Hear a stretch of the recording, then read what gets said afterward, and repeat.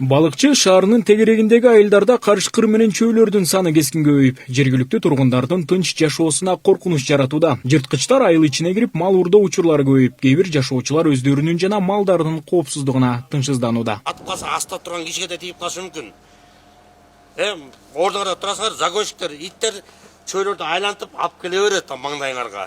Закон бүттү деп айтылгандан кийин гана ордунан туруп анан кийин келмейт. Мындай кырдаалга байланыштуу Ысык көл облусунун мергенчилери балыкчы шаардык ички иштер бөлүмү менен биргеликте атайын операцияларды жүргүзүүдө. Ак Өлөң жана Көк Мойнок айылдарынын аймактарында уюштурулган аңчылык иш-чараларынын алкагында бир нече жырткыч жаныбарлар жок кылынды.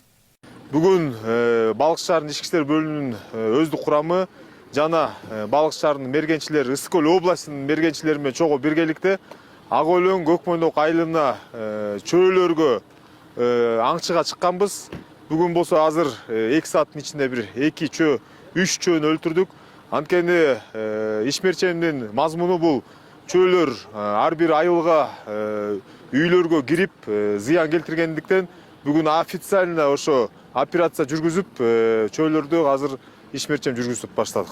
Эгер чөйлөрдүн жана карышкырлардын санын убагында жөнгө салбаса, алар тез көбөйүп, экологиялык баланс бузулат. Бул болсо мал чарбачылыгына жана калктын коопсуздугуна олуттуу зыян алып келет дешет мергенчилер. Мындан ары жырткычтардын санын азайтуу боюнча бир гана жолу бар, ушул мергенчилерди колго алып, бат-баттан ушундай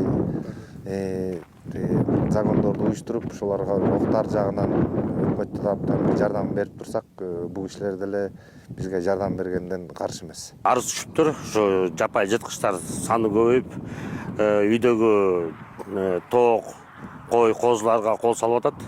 Ошо санын азайтып берүүлү деп санашыптыр. Ошол себептен жапай жырткычтар санын азайтуу иш-чарасында жүрөбүз. Белгилүү болгондой, Ысык көл облусунда жыл сайын жырткыч жаныбарлардын популяциясын жөнгө салуу үчүн атайын мезгил белгиленип, ушул убакыт аралыгында гана аңчылыкка уруксаат берилет. Быйылкы сезондо өзгөчө активдүү өтүп жатат. Учурда балыкчы жана ага жакын айылдарда абалды турукташтыруу боюнча иштер уланууда. Мергенчилер менен жергиликтүү бийлик өкүлдөрү мындан арыда биргелешкен аракеттерди күчөтүү ниетинде. Талгат Токтомушев, Сталбек Саманчиев, Атайын Ысык көл жаңылыктар үчүн Балыкчы шаарынан.